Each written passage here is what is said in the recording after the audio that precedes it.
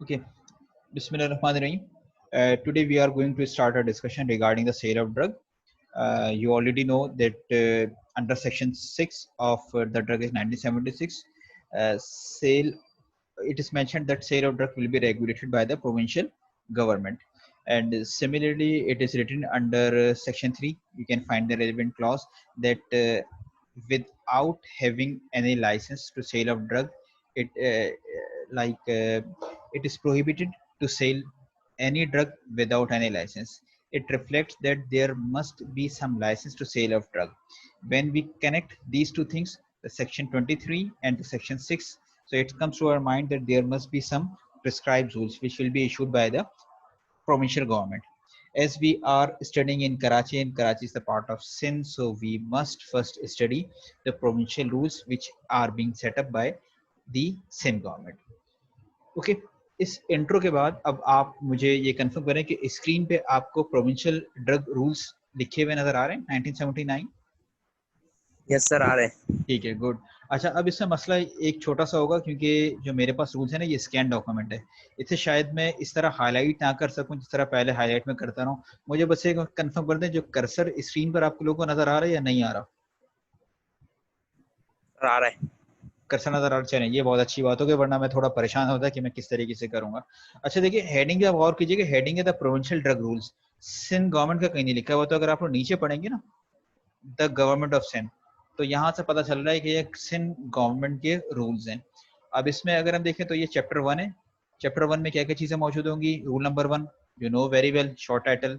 Rule number 2 definitions, और definitions यकीनन हम उस वक्त डिस्कस करेंगे जब हमें जरूरत पड़ेगी किसी भी चीज को समझने की, किसी टेक्स्ट को किसी टर्म को समझने की। खास तौर पर जब हम पढ़ेंगे retail drug, retail sale, wholesale वगैरह का क्या मतलब है, उसको हम यहाँ डेफिनेशन तक रेफर करेंगे। तो अभी मैं आप लोग को इसके बाद चैप्टर 2 में जरा ये इंस्पेक्टर और एनालिस्ट की बात है, इसको स्किप करते हुए मैं डायरेक्टली आप लोगों को लेकर जा रहा हूँ सेल ऑफ ड्रग के हवाले से अंडर चैप्टर 3। अच्छा, जब आप चैप्टर 3 पे जाते हैं,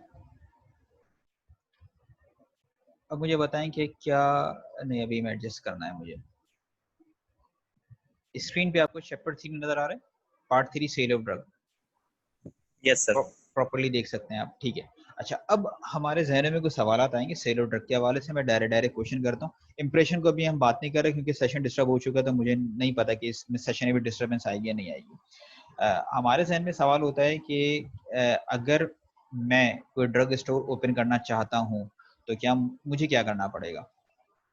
ओपनली बस मैं जाऊँ, बस मेरे पास कुछ कैपिटल हो और एक शॉप खरीदूँ, रेनोवेट कराऊँ, अच्छा सा स्ट्रक्चर बनाऊँ, ड्रग सेल करना शुरू कर दूँ, या किसी किस्म की कोई रिक्वायरमेंट है, कोई लाइसेंस मिलता है? सोचा हमने, सवाल आया जहन में। फिर हमें याद आया कि जब हम ड्रग स्टोर जाते हैं तो एक लाइसेंस एक प्रोमिनेंट प्लेस पे लगा हुआ होता है जिसपे किसी साहब की तस्वीर होती है, जिससे अक्सर होगा जिंदगी भर उस ड्रग स्टोर पे तो नहीं देखा होगा। मेरा तो यही एक्सपीरियंस है भाई, आप लोग को मे बी डिफरेंट हो। तो इसका मतलब है कि कोई ना कोई लाइसेंस भी है। जब लाइसेंस भी है तो लाइसेंस एक ही होगा या मुख्तलिफ टाइप के होंगे? लाइसेंस कहाँ से मिलेगा, और अगर मुझे लाइसेंस लेना हो तो मुझे लाइसेंस के लिए किन किन कंडीशंस को फुलफिल करना पड़ेगा? ये कुछ सवाल हमारे जहन में आते हैं। और जब भी हम टर्म पढ़ते हैं ना लाइसेंस, तो इसमें 2 से 3 चीज़ें हमें जहन में रखनी है कि लाइसेंस इशू कौन करता है, हमें उसका पता होना चाहिए, और लाइसेंस के लिए अप्लाई करने से पहले मैं किन कंडीशंस को फुलफिल करूंगा, और लाइसेंस मिलने के बाद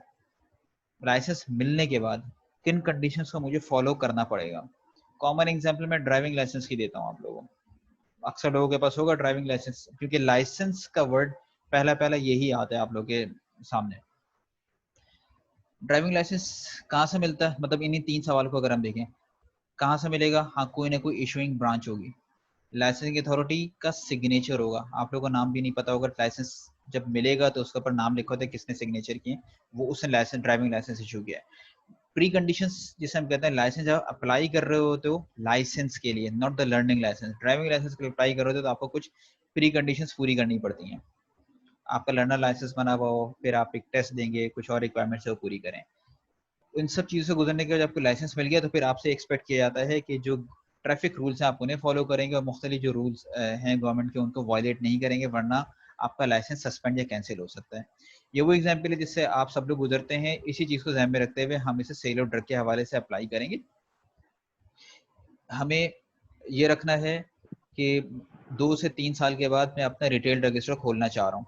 2 से 3 साल जॉब करने के बाद, या अगर मेरे पास कैपिटल है, कहीं का भी कैपिटल है, तो मैं अभी इसको अपना बिजनेस रन करना चाह रहा हूँ, या मेरा फैमिली बिजनेस है मैं उसे इन्हांस करना चाह रहा हूँ, कोई भी चीज़ है। तो इसलिए हम इसको इस इंटरेस्ट के साथ पढ़ेंगे तो अंडरस्टैंडिंग अच्छी होगी। इसको लॉ के तौर पर पढ़ोगे तो फ्रेंकली स्पीकिंग अभी भी समझ में नहीं आएगा, थोड़ी देर के बाद भूल ही जाओगे। अच्छा, यहाँ पर आगे बाद सेल ऑफ ड्रग लिखा हुआ है, तो कुछ जो सवाल हैं उनके जवाब देने की कोशिश करते हैं। लाइसेंसिंग अथॉरिटी, लाइसेंस मिलेगा कहाँ से? यहाँ पर लिखा था secretary health department shall be the licensing authority. अब लाइसेंसिंग अथॉरिटी को आप अप्लाई करोगे। अब इधर ये जो 11 और 12 में, इनको जरा सा हम देखते हैं। 11 में बस ये लिखा है कि लाइसेंसिंग अथॉरिटी को अप्लाई करोगे, तो अप्लाई करने के बाद वो उन कंडीशन पढ़ लेते हैं। चलो टेक्स्ट पढ़ लेते हैं, पहले टेक्स्ट पढ़ लेते हैं, फिर बोलना आसान होता है। Licensing authority may by order in writing authorize any person under his control to exercise his power of the licensing authority in such areas and subject to such conditions as may be specified in the order। इसका मतलब क्या हुआ? आप देखो ऊपर licensing authority किसको बताया गया था, किससे बताया था? आप में से कोई एक बता दीजिए प्लीज। Secretary health department. ठीक है, secretary health department. Secretary health department के पास इतना टाइम ही नहीं होता कि वो अपने रूटीन के मैटर्स को with in time limit solve कर सके। फिर लाइसेंसिंग अथॉरिटी में कम से कम उसे साइन तो करना है ना उस लाइसेंस पे, और साइन जिस डॉक्यूमेंट पे भी कोई जिम्मेदार बंदा साइन कर रहा हो तो उसे पढ़ने की कोशिश करता है, बैकग्राउंड पता होना चाहिए। ठीक है, ऐसे ही कोई साइन नहीं करता। तो लोगों को ऑथराइज कहते हैं कि भाई इस डॉक्यूमेंट को तुम पढ़ लेना, इफ ऑल इज होगी, छोटा सा इनिशियल बना दो, उसके बाद मैं तुम्हारी जिम्मेदारी पे साइन, मैं तुम्हें रिस्पॉन्सिबल बनाते हुए साइन कर दूंगा। अब इसमें क्योंकि सेक्रेटरी हेल्थ डिपार्टमेंट के पास काम ज्यादा है, तो यहाँ पर एक नंबर 2 में एक प्रोविजन दिया है जो बाद में अमेंडमेंट के तहत आया है। वो ये कि अगर वो चाहे, लाइसेंसिंग अथॉरिटी मेनली कौन है? Secretary health department. लेकिन सेक्रेटरी हेल्थ डिपार्टमेंट अगर ये समझता है किसी भी वजह से काम ज्यादा है या किसी भी वजह से, वो किसी और को अपनी ये पावर दे सकता है, किसी और को, किसी ऑफिसर को कह सकते हैं कि भाई तुम मेरे बिहाफ पर लाइसेंस इशू कर देना।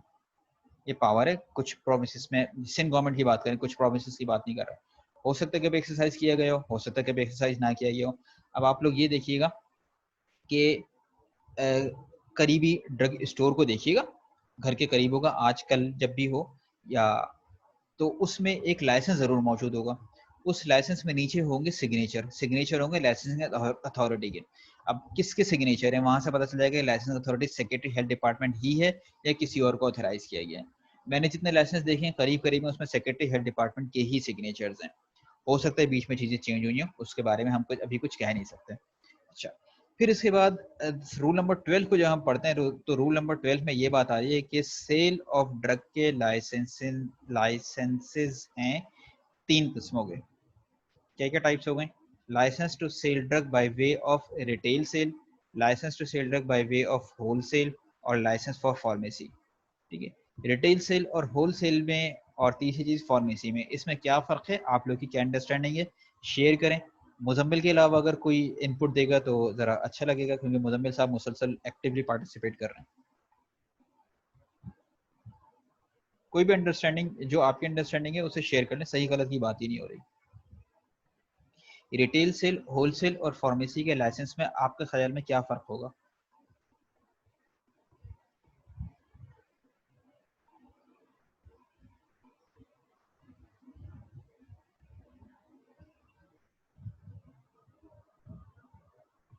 ओके, ठीक है, मुजम्मिल साहब कुछ इनपुट देना चाहेंगे? सर फार्मेसी में ये होगा कि जो हमारी ड्रग्स होंगी वो डिस्काउंटेड होंगी, और जो रिटेल है उसके अंदर यानी कि कोई डिस्काउंट वगैरह की बात नहीं होगी, और होलसेल के अंदर यानी कि जो नॉर्मल डिस्काउंट है उससे भी ज्यादा डिस्काउंट होगा। ठीक है, सही। मैं इसको इस तरीके से देखता हूँ कि यकीनन मतलब ये रूल तो आप पहली दफा पढ़ें, तो मैं ये एक्सपेक्ट नहीं कर रहा कि आप एग्जैक्टली चीजें बताएं। आप इसको सेल के हवाले से और डिस्काउंट के हवाले से एक्सप्लेन करने की कोशिश कर रहे हैं। मतलब आपने प्रैक्टिस शेयर की है कि जिस पर फार्मेसी लिखा होगा वहां पर हमें निस्बतन डिस्काउंट ड्रग पे ज्यादा मिलता है, रिटेल में बिल्कुल भी नहीं मिलता जो रिटेल ड्रग स्टोर होता है, और होलसेल पे कुछ डिस्काउंट का थोड़ा सा फर्क होता है। असल में ये जो आपने बताया है किसी हद तक से ये चीज़ थोड़ी सी अलग हो जाती है, और इसे अभी हम डिस्कस नहीं कर रहे। एडवर्टाइजिंग रूल में जो हमने डिस्काउंट की बात की थी ना, वो रिटेल ड्रग की बात थी और मैक्सिमम रिटेल प्राइस के हवाले से थी। तो इसको देखते हैं, हम पहले देखते हैं कि डेफिनेशन में रिटेल सेल, होलसेल और फार्मेसी की कोई डिस्क्रिप्शन मौजूद है।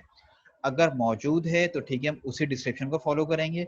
अगर डेफिनेशन है मौजूद नहीं है तो फिर हम अपनी जो अंडरस्टैंडिंग है उस पर रिलाई करेंगे।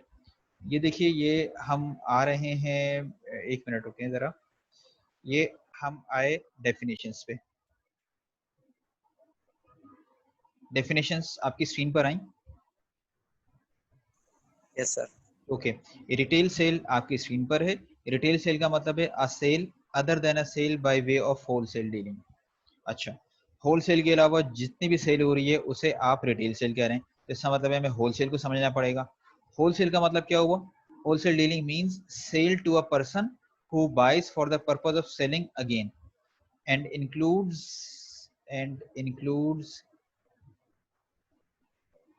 sale to includes sale to a registered medical practitioner, hospital, dispensary और an institution। अच्छा, अब इसका मतलब क्या हुआ कि देखिए, होलसेल में जब हम बात कर रहे हैं ना, होलसेल का मतलब ये है कि आप जिस बंदे को बेच रहे हैं वो अपने इस्तेमाल के लिए नहीं खरीद रहा, वो आगे मजीद इसे सेल करेगा, कुछ प्रॉफिट कमाएगा। जबकि रिटेल ड्रग स्टोर में नाम बताना है रिटेल, ये जो एंड कंज्यूमर है, एंड यूजर है, एंड यूजर डायरेक्टली ले रहा है with a view to use it. ठीक, रिटेल ड्रग रिटेल, अभी हम रिटेल सेल की बात करें, ड्रग का मैं इस्तेमाल नहीं कर रहा।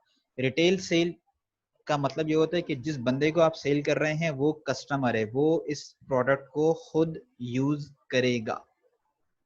ओके, होलसेल का मतलब ये है कि ये खुद यूज नहीं करेगा, डेफिनेटली यूज नहीं करेगा ये, क्योंकि बल्क में आप बेच रहे हो, ये आगे बेच देगा कुछ प्रॉफिट पे। ठीक है, इसमें कोई सवाल? No sir. ठीक है। No sir. अच्छा, ये बात हुई। अब फिर बात आती है फार्मेसी की। फार्मेसी की हमने डेफिनेशन देखी थी, वहां पर डेफिनेशन मौजूद नहीं है, और इस एक्ट में आगे कहीं मुझे क्विकली एक्सप्लेनेशन भी कहीं नज़र नहीं आई। आगे कहीं एक्सप्लेनेशन आएगी तो हम इसे देख लेंगे, क्योंकि फार्मेसी की जब हम बात करते हैं तो फार्मेसी की दो एक्सप्लेनेशन आती हैं, फर्स्ट ईयर से पढ़ते हुए आ रहे हो। एक फार्मेसी है profession, you are well aware of it. एक डेफिनेशन है फार्मेसी की जिस जहाँ पर रिटेल ड्रग सेल का ऑपरेशन हो रहा होता है, आप दवाइयाँ बेच रहे होते हो, तो ये इस फार्मेसी की बात हो रही है, नॉट द प्रोफेशन। अच्छा, यहाँ पर फार्मेसी में क्या होता है, फार्मेसी रिटेल और होलसेल से डिफरेंट क्यों है? क्योंकि यहाँ भी रिटेल हो रही है, होलसेल भी हो सकती है, यहाँ पर दोनों चीजें हो सकती हैं। तो फिर फार्मेसी में क्या फर्क है? फार्मेसी का फर्क आप इस तरह से देखिएगा, फार्मेसी में आप डिस्पेंसिंग कर सकते हैं, आप कंपाउंडिंग कर सकते हैं। You can't compound at the retail drug store, you can't compound at the wholesale. Wholesale में फुल पैकिंग आई है, पैकिंग आपने इंडस्ट्री से लिया, डिस्ट्रीब्यूटर से लिया, आगे आपने सप्लाई कर दिया। रिटेल ड्रग स्टोर पे पैक आइटम है, पैक आइटम आप बेच रहे हो, या उस पैकिंग में से कुछ टैबलेट रिड्यूस पैकिंग में करके आप बेच रहे हो। लेकिन फार्मेसी में आप प्रिस्क्रिप्शन को फिल कर सकते हैं। मतलब आपसे कहा गया कि प्रिस्क्रिप्शन आई कि भाई इसको एम्पिसिलिन और एमॉक्सिसिलिन, जनरली बस मेरे मुंह में दो नाम फौरन आ गए, इन दोनों का कोई कॉम्बिनेशन दे दो। कॉम्बिनेशन मार्केट में अवेलेबल नहीं है, आप दो अलग अलग कैप्सूल दे रहे हो, डोज ज्यादा है, जो उसने लिखी हुई है प्रिस्क्रिप्शन पर डोज कमाई है। अब आप इन्हें खुद बनाओगे, एक कैप्सूल में 40-60 का रेशियो, 30-70 का रेशियो बनाकर आप दे रहे हो। You can do this only at a pharmacy. इसी तरीके से अगर मैं आप लोग को एग्जांपल दूं, कुछ फार्मेसीज हैं कराची में जो मशहूर फार्मेसीज हैं, ठीक है, आगा खान की फार्मेसी हो गई, कॉस्मेटिकोस हो गया, टाइम मेडिकोस हो गया, ये वो फार्मेसीज हैं जो हम कहते हैं ना कि दवाइयाँ कहीं नहीं मिलेंगी, यहाँ पर जरूर मिल जाएंगी। तो यहाँ पर इनकी अपनी प्रोडक्ट्स होती हैं, कुछ जेल्स, कुछ क्रीम्स, एंड जैसे क्रीम्स आपको यकीनन आप लोग इससे वाकिफ होंगे, ब्रांड मतलब किसी मैन्युफैक्चरर की नहीं है, ये लोग खुद बनाते हैं और इसे सेल करते हैं। जब आप खुद बना के सेल करते हैं, because under the licence of pharmacy you can compound, ये आगे लिखा होगा रूल्स में, आप कंपाउंडिंग कर सकते हो और फिर उसे डिस्पेंस कर सकते हो। अब कंपाउंडिंग डिस्पेंसिंग कर सकते हैं, मैन्युफैक्चर की तरफ से नहीं आया ना ये, तो इस पे अपने सर्विस चार्जेस आप खुद अप्लाई करोगे। बेशक 10 रुपए की हो, आपकी कॉस्ट उस पर 10 रुपए आई है, लेकिन अगर आप उसे, इस पे कोई रेगुलेशंस नहीं है, आप उसे 400 रुपए की भी बेचोगे, यू कैन डू दिस। बस ये कि सामने पेशेंट की खाल नहीं उतारना, but you can earn the profit. तो अगर तो आप अपने बिजनेस का सोचें रिटेल ड्रग स्टोर या होलसेल या फार्मेसी के हवाले से, try to get the licence for pharmacy. और हर बंदा कोशिश ही करता है कि यार फार्मेसी का मैं लाइसेंस लूँ। शुरू में अगर कैपिटल नहीं है या कुछ चीज़ें नहीं है तो रिटेल ले लो, रिटेल का लाइसेंस ले लो, रिटेल के लाइसेंस के बाद आप उसे अपग्रेड कर दोगे फार्मेसी के लिए। और वैसे भी लीगली पहले फार्मेसी के लिए पहले आपको रिटेल का लाइसेंस लेना पड़ेगा, उसके बाद आप फार्मेसी पे जाओगे। तो फार्मेसी के लाइसेंस में एक चार्म तो ये हो गया कि आप अपनी प्रोडक्ट बनाकर सेल कर सकते हो, उसके लिए गुडविल चाहिए। अब ऐसा तो नहीं ना कि आप बनाते जा रहे हो, लोग खरीद नहीं रहे क्योंकि अवेयरनेस नहीं है या आपने अपनी मार्केटिंग सही नहीं की हुई। मार्केटिंग के हवाले से क्या होगा, अभी आप लोगों ने एडवर्टाइजिंग रूल्स पढ़े हैं, वो तो मैन्युफैक्चर के हवाले से बात है, उसमें फंसोगे। तो फिर ये चीजें गुडविल पे चलती हैं। अब फिर जब दूसरा फार्मेसी में जो चार्म है, फार्मेसी में दूसरा चार्म ये होता है, आप इसे 24 आवर्स ओपन रख सकते हो। हॉस्पिटल से अटैच हो गए ना आप, हॉस्पिटल करीब में या फार्मेसी है, 24 घंटे खोलोगे। रिटेल ड्रग स्टोर या होलसेल पे तो टाइमिंग अप्लाई हो जाएंगी ना। ये तो होता है ना। अभी इसी मैनुअल में आप कहीं देखिएगा, शॉप एंड एस्टेब्लिशमेंट ऑर्डिनेंस है, इसमें अमेंडमेंट भी शायद 2016 या 17 में अमेंडमेंट आई है, जो कि यकीनन इस मैनुअल में मौजूद नहीं है, लेबर लॉ में कहीं ना कहीं मेंशन होगा। तो उसके लिहाज से उसको भी अगर आप देखें तो 8 बजे शॉप बंद करनी है आपको सारी, पूरे पाकिस्तान में जो लॉ है, जो लिखा हुआ लॉ है। प्रैक्टिस को छोड़ दें, अभी आप प्रैक्टिस को छोड़ दें, जो लिखा हुआ लॉ है पूरे पाकिस्तान में 8 बजे दुकानें, जो नॉर्मल रिटेल कोर्स है वो बंद हो रहे हैं। ड्रग स्टोर्स, पेट्रोल पंप्स खुले रह सकते हैं, लेकिन कब तक, उनका भी कोई टाइम है ना। फार्मेसी के हवाले से कोई टाइम नहीं है। तो ये दो चार्म है फार्मेसी के लाइसेंस के। ठीक है, तो जब हमने ये चीजें पढ़ी तो फिर अब थोड़ी क्यूरियोसिटी बढ़ रही है कि ओके, अब मैं लाइसेंस लेना चाह रहा हूँ।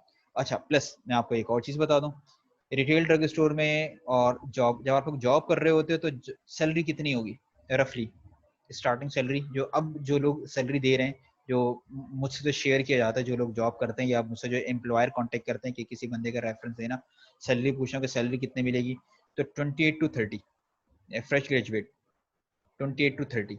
ठीक है, इससे कम पे जाना भी नहीं अब। अच्छा, इतनी है। और रिटेल ड्रग स्टोर के बिजनेस के हवाले से जिन लोगों को थोड़ा बहुत आइडिया हो, वो सेल वॉल्यूम बता सकते हैं। वो डिपेंड करता है ना कि रिटेल शॉप आपकी कहाँ पर है, किस तरीके का बिजनेस है। तो 28,000 would be like peanut. Sale volume है, फिर सेल वॉल्यूम में अगर आपका बिजनेस बेहतर है तो फिर उसमें फिर सेविंग कितनी है वो एक अलग चीज़ है, वो एक अलग चीज़ है। बस इतना ध्यान में रखिएगा कि बिजनेस एक अलग चीज़ है, जॉब एक अलग चीज़ है। मैं इसको लीगल एस्पेक्ट से हटकर सिर्फ मोटिवेशन के लिए कह रहा हूँ कि अपने प्रोफेशनल कैरियर में अगर आप ये कैलकुलेशन ज़रूर करते रहना, क्योंकि प्रोफेशनल डिग्री है, इसके बाद अपना टाइम सेल करोगे। अपनी कैलकुलेशन ज़रूर करना कि आपको अपने टाइम के पैसे और उसके बाद इनर सेटिस्फेक्शन, या फिर आप जिसको भी प्रायोरिटाइज करो, कैरियर के शुरू में पैसों को प्रायोरिटाइज करते हैं लोग। आपको जॉब में बेहतर पैसे विद इनर सेटिस्फेक्शन मिल रहे हैं, या अगर आप बिजनेस प्लान करोगे तो उससे मिलेंगे। उसके बाद फिर आप डिसाइड करना। और जो आपका पहला जो फर्स्ट चॉइस आती है बिजनेस की, वो रिटेल स्टोर, होलसेल की या फार्मेसी की आती है।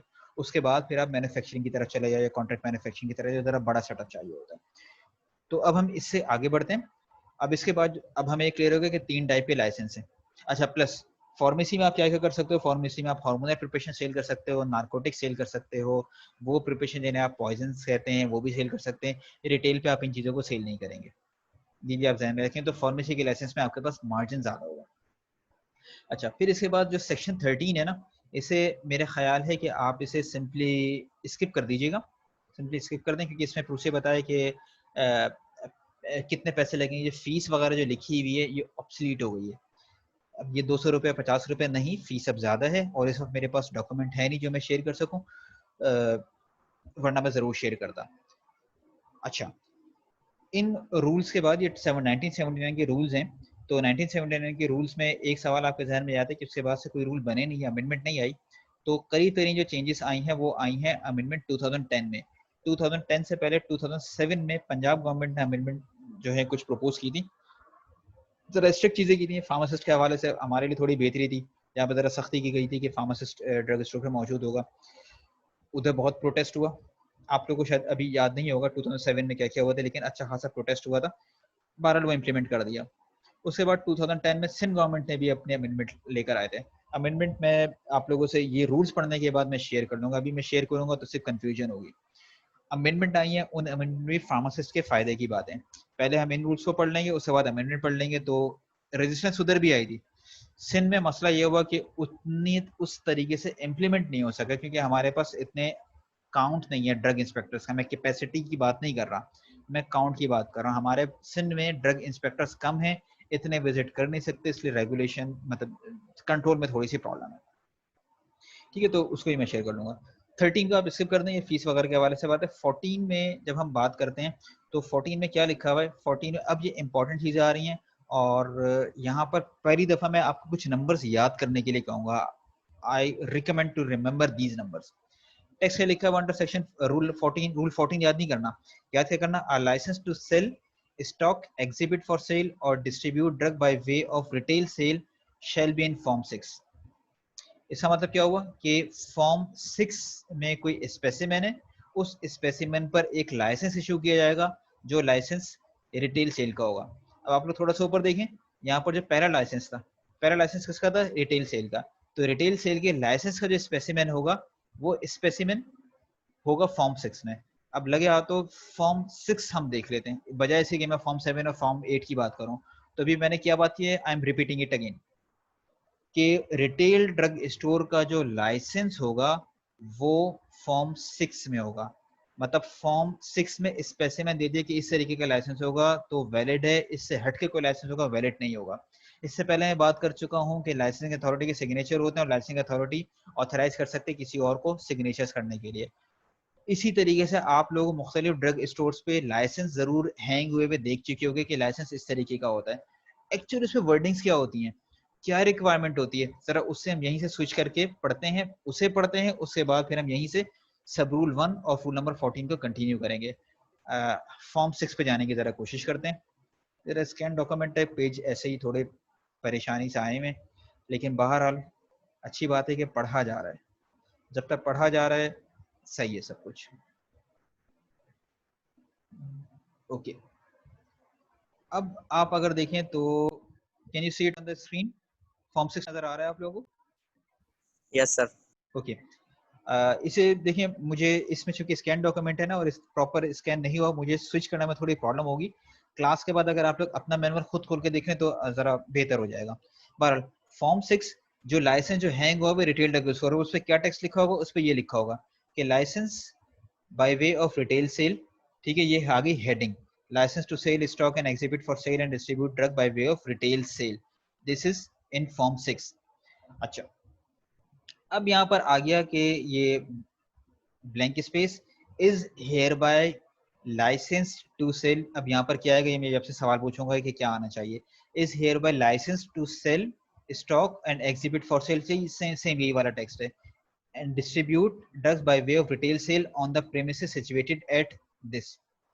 यहाँ क्या आएगा, यहाँ पर किसी बिल्डिंग का एड्रेस आना चाहिए यकीनन, सिचुएटेड का वर्ड आ गया ना, प्रेमिसेस का वर्ड आ गया, तो यहाँ पर क्या होगा, यहाँ पर डेफिनेटली कोई एड्रेस होगा, शॉप नंबर दिस, इस मार्केट में, इस एरिया में, कराची या सिंध का कोई सिटी, मतलब कराची के अलावा सिंध का कोई सिटी, घुटकी हो गया, सक्खर हो गया, हैदराबाद, नवाबशाह, कुछ भी।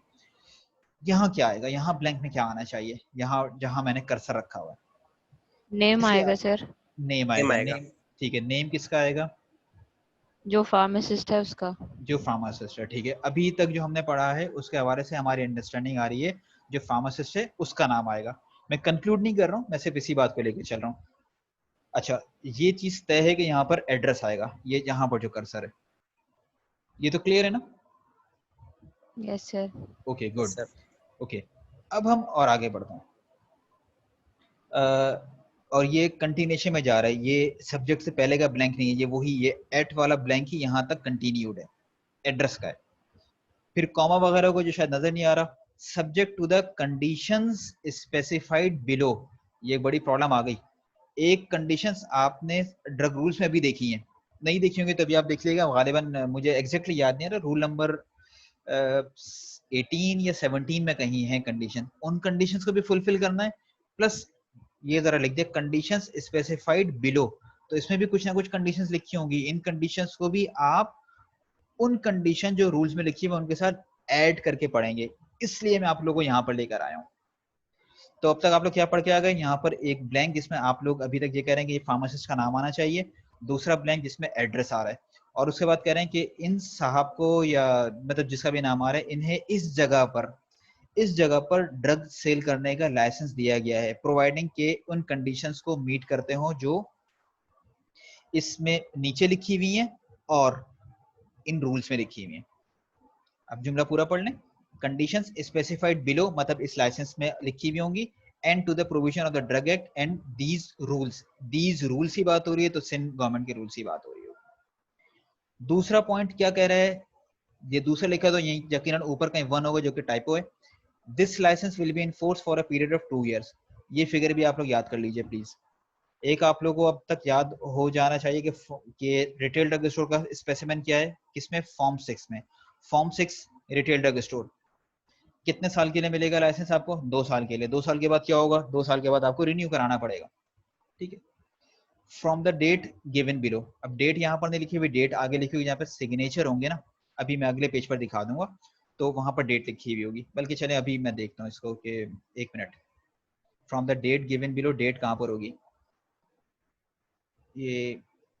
अच्छा मैं थोड़ा सा इसको मैं एनहांस बड़ा कर, देखिए अभी भी रीडेबल है, मुझे ये बता दीजिए प्लीज, रीडेबल है? क्योंकि मुझे छोटे विंडो में प्रॉब्लम हो रही है। यस आप सर, रीडेबल है। रीडेबल है, बस ठीक है, सही है। क्योंकि मैं असल में छोटा किया था ना, तो मुझे काफी प्रॉब्लम हो रही थी। अब ये क्या हो गया? खैर, अच्छा, डेट, ये देख रहे हैं आप लोग, डेट और लाइसेंसिंग अथॉरिटी। लाइसेंसिंग अथॉरिटी लिखा हुआ यहाँ पर, जो लाइसेंसिंग अथॉरिटी है इस वक्त सेक्रेटरी हेल्थ डिपार्टमेंट या उसने किसी को ऑथराइज कर दिया, उसके सिग्नेचर्स होंगे, ठीक। और यहाँ पर डेट आ जाएगी जिस तारीख से ये लाइसेंस लिमिटेड है, जिसका तस्करा यहाँ किया गया है, नंबर 2 के आखिर में, and the date given below. Number 3 में क्या लिखा हुआ है? नेम या names of qualified person. Qualified person यहाँ पर 1 और 2 यहाँ पर लिख दिया गया। और चौथा आ गया कि एड्रेस ऑफ गोदाम where drug shall be stored. अगर कोई गोदाम है ना, क्योंकि आप रिटेल स्टोर की बात करें, ध्यान में रखें रिटेल स्टोर इतना बड़ा होता नहीं है। आप अपना जो भी सामान है वो आप यकीनन डिस्प्ले पे रखोगे। अब इसके अलावा अगर आपने अपनी ड्रग्स कहीं स्टोर की हैं, किसी गोदाम में रखी हैं, तो आप उसका एड्रेस भी देंगे, यहाँ उसका एड्रेस भी देंगे, ठीक है। अब हम वापस आते हैं, ये नंबर 3 में क्या लिखा हुआ है? नंबर 3 में लिखा हुआ है नेम ऑफ क्वालिफाइड पर्सन, ठीक है, समझ रहे हैं ना। और आगे 2 की गुंजाइश दे दी है, 2 पर महदूद नहीं रहेगा, 3 लोग हो सकते हैं, 4 लोग हो सकते हैं, ज्यादा भी हो सकते हैं, सिर्फ एक भी रह सकता है। अब ये जो क्वालिफाइड पर्सन है ये कौन होगा, और इस ब्लैंक स्पेस में किसका नाम आएगा? जो कि शुरू में हम ये समझ रहे थे, जब मैंने पहली दफा पढ़ा था मैं भी ये समझ रहा था कि या तो यहाँ पर फार्मासिस्ट का नाम आएगा, फिर यहाँ पर कौन होगा। तो देखिए यहाँ पर नंबर 3 पे हमें लिखना है वो जिसकी सुपरविजन में सेल ऑफ ड्रग होगी। अभी हम रूल्स में मजीद पढ़ेंगे। क्वालिफाइड पर्सन में यहाँ पर आएगा फार्मासिस्ट का नाम, या डिप्लोमा होल्डर, अगर आप होलसेल की बात करें डिप्लोमा होल्डर को भी दिया जा सकता है licence, but at the moment we will discuss only about the pharmacist. तो फार्मासिस्ट का नाम एज अ क्वालिफाइड स्टाफ यहाँ पर आएगा। तो यहाँ पर किसका नाम आएगा? अब यहाँ पर नाम आएगा या तो आपका जो ब्रांड है, दुकान, आप दुकान यार निकल जाते क्योंकि हम बोल नहीं रहे होते हैं अभी तक, एक इंस्टेंटली दुकान निकल गई ना मुंह से तो अभी तक हम लोगों ने एक्सेप्ट किया ही नहीं है कि फार्मेसी एक प्रोफेशन है, ये दुकान नहीं है। This is not a shop, ठीक है, this is not a shop, ये अभी तक हम रियलाइज नहीं कर सके। तो या तो जो आपका ब्रांड है उसका नाम आ रहा है, या जिसे जो ओनर है उसका नाम आएगा। यहाँ फार्मासिस्ट का नाम नहीं आएगा अनलेस वो खुद ओनर हो, मतलब आप लोगों की शॉप है, आपको लाइसेंस मिला है और क्वालिफाइड स्टाफ के तौर पर भी आप खुद ही मौजूद होंगे, उस सूरत में तो यहाँ पर फार्मासिस्ट का नाम आ जाएगा, ठीक है। दूसरा, मेनली यहाँ पर जो ओनर है जिसको लाइसेंस दिया गया है उसका नाम आएगा, या आपने अपना जो ब्रांड है, आपने एबीसी ब्रांड रखा हुआ है, उसका नाम आ गया, एबीसी ब्रांड के नाम की आपने कंपनी रख दी है, और आप ही company chain of drug store चला रही है। यहाँ पर आप अगर कंपनी के नाम पर लाइसेंस लेना चाह रहे हैं, कंपनी का नाम आ सकता है, बंदे के नाम पर आपको लाइसेंस लेना है, बंदे का नाम आ जाएगा। नंबर 3 में क्वालिफाइड स्टाफ होगा, जो मेनली इधर वाले बंदे का या कंपनी का एम्प्लॉय होगा, ठीक है, ये घोस्ट एम्प्लॉय नहीं होगा। अब आप उस कॉन्सेप्ट को लेकर वो जो बात होती है ना कि डिग्री ले लो, डिग्री के बिहाफ पर लाइसेंस पे तुम्हारा नाम आ जाएगा और गरीब का रोजगार चल जाएगा, ये जुमला होता है ना गरीब का रोजगार, ये बहुत मिसयूज होता है, और जो एक्चुअल जो लोग होते हैं वो बेचारे पिसते हैं। तो जो गड़बड़ होती है वो ये होती है कि आपसे कहा जाता है कि यार अपनी डिग्री दे देना, उस डिग्री और रजिस्ट्रेशन सर्टिफिकेट के अगेंस्ट में जिसको लाइसेंस मिल रहा होता है वो आपका नाम, आपकी डिग्री, आपका रजिस्ट्रेशन सर्टिफिकेट इस्तेमाल करके क्वालिफाइड स्टाफ पे आपका नाम मेंशन कर देता है, कहता है ले लेना 10,000 रुपये 15,000 रुपये मुझसे ले लेना, ठीक है। उधर वो बिजनेस से कितना कमा रहे हैं वो छोड़ें आप, आपको इतने पैसे मिल जाएंगे। आप भी कहते हैं यार क्या बुरा है, कुछ काम किए बगैर आपकी अलग जॉब चल रही है, पैसे आते रहेंगे, क्या बुरा है। प्रॉब्लम क्या क्या आती है यहाँ पर? प्रॉब्लम यह आती है कि जब भी कभी किसी किस्म की कोई वॉयलेशन होती है, ड्रग स्टोर पे कोई गड़बड़ होती है, ड्रग कोर्ट में केस जाता है, तो ड्रग कोर्ट पहले पूछेगा हाँ भाई लाइसेंस किससे मिला था, लाइसेंस मिला था इन साहब को, ओके। क्वालिफाइड पर्सन कौन था जिसकी सुपरविजन में सारा ऑपरेशन होना था? क्वालिफाइड पर्सन में थे ये, इन लोगों के नाम बुलाओ उन्हें, भुगतते रहो उस वक्त फिर पैसे जो थे वो गड़बड़ करेंगे। दूसरे एक जगह जहां पर आप काम नहीं कर रहे हो, आप मौजूद ही नहीं हो, उसके पैसे अगर आप लोग को मिल रहे हैं तो डिसीजन आप लोग खुद ले लो, खुद अक्लमंद हो। तो बहरहाल ये मैं जो मुझसे जो पूछता है तो मैं इस चीज को ये कहता हूँ कि आपकी एब्सेंस में कोई भी गलत काम होगा, किसी दूसरे की गलती का मलबा आपके ऊपर गिरेगा, ड्रग कोर्ट में पेशियां आप भुगतोगे, ये अच्छा लगेगा? अभी थोड़े से पैसे छोड़ो, मत करो, ठीक है। तो मेनली हम इधर फॉर्म 6 को डिस्कस कर रहे थे और फॉर्म 6 में हमें ये चीजें नजर आई कि ये 3 से 4 पॉइंट्स हैं। अब हमें देखना है जो खतरनाक बात थी ना जिसकी वजह से मैं आया था वो ये था कि यहाँ कंडीशंस बिलो का वर्ड लिखा हुआ है। अब कंडीशंस बिलो क्या है? कंडीशंस बिलो लिखी हुई है, the licence shall be displayed in a prominent place in part of the premises open to the public, this is the condition of licence. अगर आप कंडीशन ऑफ लाइसेंस पूरी नहीं करेंगे तो ऊपर ही रूल्स में लिखा हुआ है कि आपका लाइसेंस सस्पेंड या कैंसिल हो सकता है, ध्यान में रखिएगा। अगर किसी रिटेल ड्रग स्टोर पे प्रोमिनेंट आप जाते हैं ना, आपको लाइसेंस नजर नहीं आ रहा तो इसका मतलब इंस्पेक्टर को भी नजर नहीं आएगा। इंस्पेक्टर आके ये कहेगा कि मुझे लाइसेंस नजर नहीं आ रहा, इसका मतलब है you are violating the conditions of licence.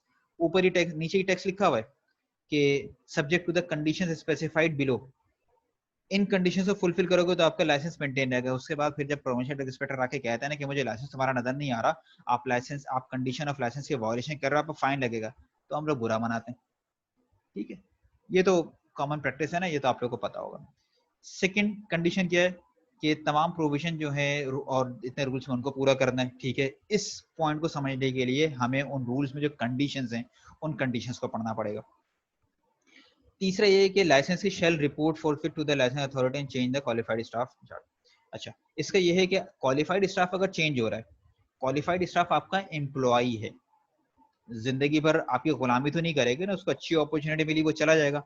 अगर क्वालिफाइड स्टाफ में किसी किस्म का कोई चेंज आ रहा है तो जिसके पास लाइसेंस है, ये लाइसेंस वाले की जिम्मेदारी है कि वो इन्फॉर्म करे भाई ये क्वालिफाइड स्टाफ पे 2 लोग थे, ये लोग यहाँ से छोड़ के चले गए हैं, अब इन 2 की जगह ये साहब क्वालिफाइड स्टाफ की तरफ पे काम करेंगे। ये रिस्पॉन्सिबिलिटी लाइसेंसी की है, ये आपकी रिस्पॉन्सिबिलिटी नहीं है। लेकिन कहीं ऐसा ना हो कि आपने अपने तौर पर तो रिजाइन कर दिया एक जगह से, आपका नाम चल रहा है, आपके नाम पर वो बिजनेस चला रहा है और फिर कोई गड़बड़ हुई, बेशक आप कुछ भी रोना पीटना करते रहो कि भाई मैं रिजाइन करके चला गया था, उसने मेरा नाम नहीं हटाया तो मैं तो जिम्मेदार नहीं हूँ, ड्रग कोर्ट ने पेशियां आप भुगतोगे। ड्रग कोर्ट ने पेशियां कौन भुगतेगा? जिसका नाम क्वालिफाइड स्टाफ के तौर पर दर्ज होगा। अभी मैं ख्याल है पिछले हफ्ते एक आपकी सीनियर ने मुझे कांटेक्ट किया था सेम इसी सिचुएशन को डिस्कस करने के लिए।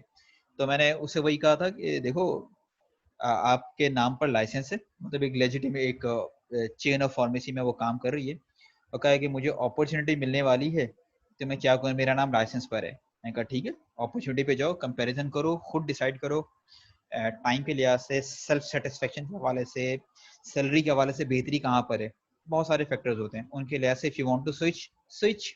ये इसकी फिक्र नहीं करो कि आपका नाम उधर क्वालिफाइड स्टाफ के तौर पर दर्ज होगा, बस आप ये करो कि आप रिजाइन करो, रेजिग्नेशन की एक्सेप्टेंस लो अपनी ऑर्गेनाइजेशन से, और रेजिग्नेशन को जो लाइसेंसिंग अथॉरिटी है उसे इन्फॉर्म कर दो कि भाई मैं इस तारीख से ये ऑर्गेनाइजेशन छोड़ चुकी हूँ।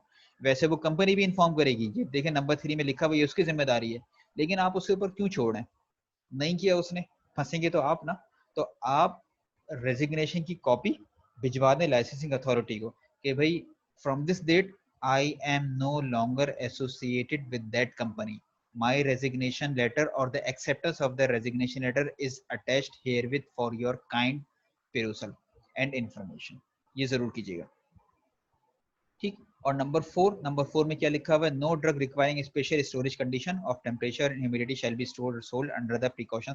मतलब ये वही चीज़ है कि अगर आप 2 से 8 डिग्री सेंटीग्रेड पे किसी ड्रग को रखना है, मैं एग्जाम्पल देता हूँ, फ्यूसिडिक एसिड है, तो इंस्टेंट पहली एग्जाम्पल ही मेरे जहन में ये आती है, फ्यूसिडिक एसिड है, इसलिए कि ये जब मैन्युफैक्चरिंग में जब हम लोग काम कर रहे थे, फ्यूसिडिक एसिड का जो एक्टिव है, फ्यूसिडिक एसिड के एक्टिव को हमें 2 डिग्री सेंटीग्रेड पे स्टोर करना पड़ता था, फ्रीजिंग कंडीशन हम उसे रखते थे, और जब मैन्युफैक्चरिंग करते थे, जब तक मैन्युफैक्चरिंग नहीं हो जाती थी, उसे इसी तरीके से ड्राई आइस के साथ एनवायरनमेंट में ऐसे करते थे, मिक्सिंग नहीं है, मिक्सिंग होगी तो ठीक है, उसका जो टेम्परेचर है वो थोड़ा सा, मतलब वही ना, फिर वो जो जब आप ट्रिपल पॉइंट का कॉन्सेप्ट लेकर आते हैं तो दूसरी चीजें मिक्स करने के बाद चेंज हो जाता है, लेकिन फिर भी प्रोडक्ट बनने के बाद भी उसे आपको 2 to 8 डिग्री सेंटीग्रेड पे स्टोर रखना है। अगर ऐसी कंडीशन हो, रिक्वायरमेंट है, तो it is under the conditions of the licence के आपको इन स्टोरेज कंडीशंस को मेंटेन रखना है। अब 2 to 8 डिग्री सेंटीग्रेड पे मेंटेन रखना है, फ्रिज आपके पास है नहीं, या फ्रिज है तो बंद करके रखा हुआ है, या फ्रिज है तो उसमें आपने 2 to 8 वाले में नहीं, जनरल आपने 15 डिग्री सेंटीग्रेड वाले पे रखा हुआ है, you are actually violating the condition of the licence. 2017 में पंजाब गवर्नमेंट यही रूल्स लेकर आई थी कि बेटा जब ये स्टोर कर रहे होते ना, स्टोर तो दूर की बात है, स्टोर जब ट्रांसफर कर रहे होते एक जगह से दूसरी जगह, वहां पर भी तो स्टोरेज कंडीशन मेंटेन करनी पड़ती है, एडिक्वेट टेम्परेचर मेंटेन करने वाली वैन्स में ट्रांसफर करना है, खुली सुजुकी में नहीं करना। 2017 में ये रूल्स लेकर आए थे, प्रोटेस्ट स्ट्राइक, ये शायद आप लोग को याद होगा। अच्छा, यहाँ पे टाइम एंड हो रहा है, मैं इसे यहीं पे कंक्लूड कर रहा हूँ, अगला सेशन में आप लोगों को लिंक शेयर कर रहा हूँ, वो ज्यादा लंबा नहीं लूंगा, सिर्फ बात पूरी करने के लिए ले रहा हूँ, क्योंकि यहाँ पर बहुत कम टाइम रह गया, फिर बात अधूरी रह जाएगी, तशनी की रह जाती है, ठीक है।